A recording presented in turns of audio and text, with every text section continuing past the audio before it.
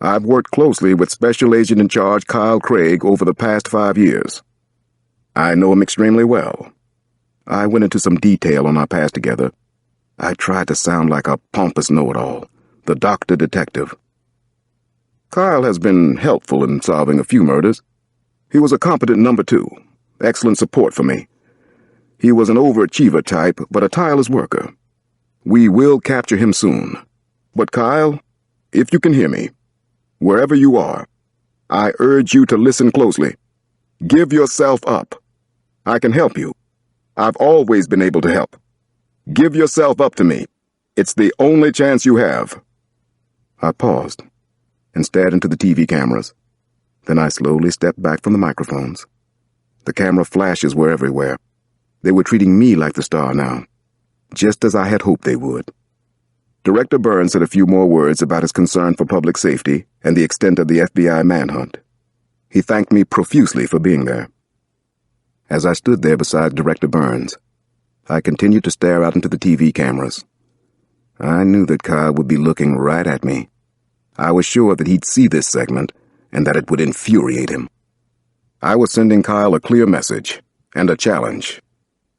Come and get me, if you can. You're not the mastermind anymore. I am. Chapter 109. Now I waited. I went to visit Nan and the kids early the next morning. My Aunt Tia had a small clapboard house that was painted yellow with white aluminum shutters.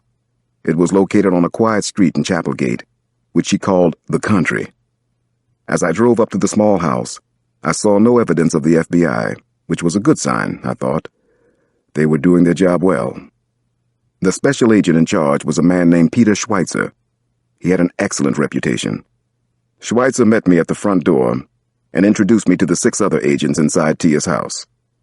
When I was fully satisfied about security, I went to see Nan and the kids.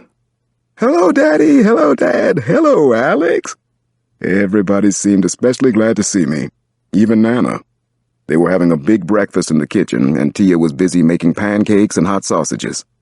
She put out her arms for a hug, and then everybody grabbed hold of me and wouldn't let go. I must admit I liked the attention. I needed the hugs. "They can't get enough of you, Alex." Tia laughed and clapped her hands, just the way she'd been doing for years. "That's 'cause we don't see enough of them," Damon taunted. "The job's almost done," I said, hoping that was true, not completely believing it.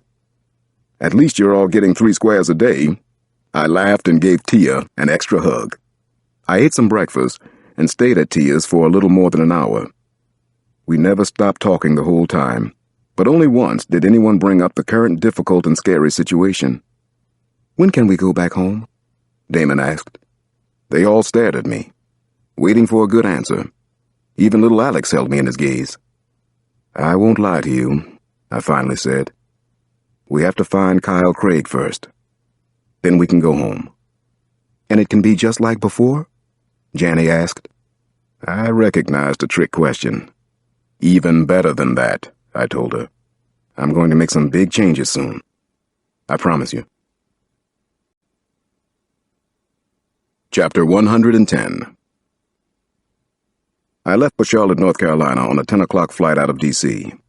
I was heading south to visit Craig family members. Maybe Kyle was there as well. It wouldn't surprise me. His father, William Craig, chose not to be home when I arrived at the estate where Kyle and his brothers had been raised. It was a gentleman's farm, with a rambling stone and wood house set on over 40 acres in horse country. Someone on the staff told me it cost over $15 a yard just to paint all the white fences running around the pastures. I spoke with Miriam Craig on a rear porch that overlooked wildflower gardens and a rock-filled brook. She seemed very much in control of her emotions, which surprised me, but maybe shouldn't have. Mrs. Craig told me a great deal about her family. "Kyle's father and I had no idea, no clue about his darker side, if indeed the terrible allegations are true," she said. "Kyle was always distant, reserved, introspective, I suppose you could say, but there was nothing to suggest that he might be this troubled. He did well in school and in athletics. Kyle even plays the piano with a beautiful touch." "I never knew he played," I said. and yet Kyle had often commented on my playing. Did you and his father tell him how well he was doing? In school, for example. In athletics. I suspect that boys need to hear that more than we know. Mrs. Craig took offense. He didn't want to hear it. He'd say, "I know," and then walk away from us, almost as if we had disappointed him by stating the obvious to him. His brothers did better than Kyle in school?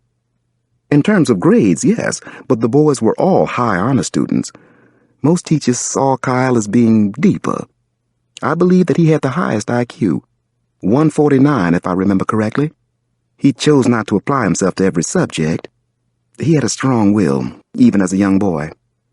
But there were no obvious signs that he was severely troubled. No, Detective Cross, believe me, I've thought about it a lot. Kyle's father would agree? We talked about it just last night. He agrees. He's just too upset to be here. Kyle's father is a proud man, and a good one. William Craig is a very good man. Next, I went to see Kyle's brother. I talked to Dr. Craig in a white-on-white conference room at the Charlotte Clinic where he was a partner. I found Kyle to be caustic and very cruel. I know that Blake did as well, he confessed over tea. Cruel in what way, I asked. Well, not to small animals or anything obvious like that. To other people. Actually, Kyle liked animals just fine. He was vicious at school, though, both verbally and physically. A real prick. But nobody liked him much. He had no close friends that I remember. That's odd, isn't it? Kyle never had a single close friend. And let me tell you something, Detective.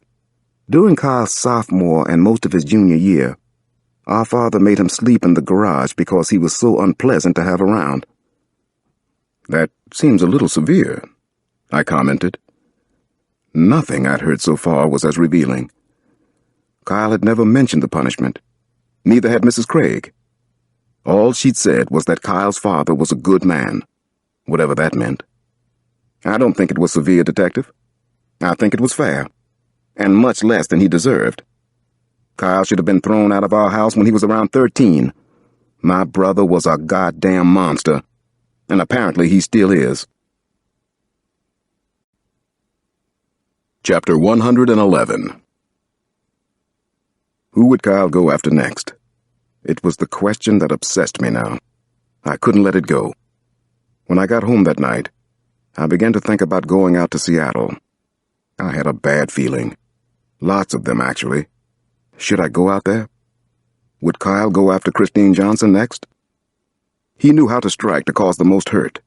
Kyle knew me so well. But apparently I didn't know Kyle at all. Would he go after Christine? Or maybe Jamila? Was I thinking the way Kyle would? One step ahead. God damn him to hell. Maybe he would just come after me. Maybe all I had to do was stay in the house on 5th Street and wait for him to show up. The question was burning inside my head. What was everybody who was looking for Kyle missing? What did he want, more than anything else? What motivated him? Who was on Kyle's vicious hit list, besides me? Kyle wanted to exert his will, but he also craved the most exquisite and forbidden pleasures. What had moved him in the past was sex, rape, money, millions of dollars, revenge against those he hated. I finally went to bed at 1:30, but surprise, surprise, I couldn't sleep. I kept seeing Kyle's face every time I shut my eyes. His look was smug and confident. He was the most arrogant human being I had ever met, possibly the most evil. I thought about all our times together, all our long philosophical talks, anything I could remember.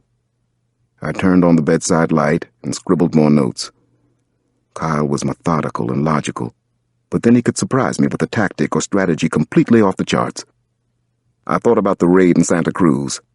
The vampire murders seemed long ago already. He had wanted me there, so that I could see him be the hero. That was the whole point, wasn't it? He needed me to see how good he was. He wanted to take down Peter Weston by himself. Suddenly, a question popped into my head. A really good one. Where had he been unable to exert his will? What were Kyle's darkest fantasies? What were his daydreams? His secret desires? Where had he been thwarted in the past? The worst was yet to come, wasn't it? He was only starting with Zach and Liz Taylor. Was he about to go on a bloody rampage? And then I recalled a particular fantasy that Kyle had shared with me one night after we had finished one of our worst cases. I remembered something he'd said and couldn't get it out of my head. I snatched up the phone and began to dial long distance. I hoped that I wasn't already too late. I thought I knew who he was going to kill next. Oh, no, Kyle. Oh, God, no. Chapter 112. Maybe I was just going crazy. I drove for nearly 6 hours on I-95, headed to Nags Head, North Carolina. I kept nervously changing radio stations to keep myself alert. I was thinking that Kyle didn't want this to end. He was having too much fun. He was in his glory. I had been in this part of North Carolina before, with Kate McTiernan. So had Kyle. We were trying to stop a sadistic killer named Casanova. He had kept as many as 8 women captive in the woods near Chapel Hill, North Carolina. Kyle had been on our team, or so I had believed. But Kyle had also been Casanova's partner in murder. I knew that much was true. I made it to the Outer Banks just before night fell. As I drove toward the ocean, I remembered odd things. The sticky buns from the Nags Head Market. My long walks with Kate McTiernan along Coquina Beach. The lovely, almost supernaturally picturesque beaches in Jockey's Ridge State Park. I remembered how much I admired Kate. We were still good friends. Talked at least twice a month. She sent my kids imaginative presents on their birthdays and Christmas.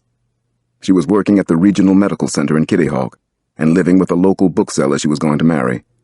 Their home was in Nags Head, only a couple of miles away. Kyle had a deep, obvious crush on Kate McTiernan. He'd hinted at it. I could love that girl if I didn't have Louise and the kids. Maybe I should dump them for Kate. She could make me a happy man. Kate could save me. He had come to visit Kate in Nags Head. I think he'd come to watch her. It bothered him that he couldn't have her, that he had been denied Kate McTiernan. He also knew how much Kate meant to me. Kyle was here, wasn't he? Or he was coming.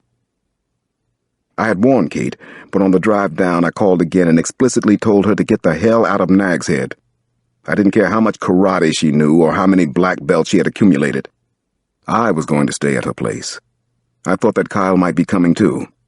I didn't think he wanted to watch anymore. If he was coming here, he wanted to kill Kate. I took a deep breath as I finally drove into town.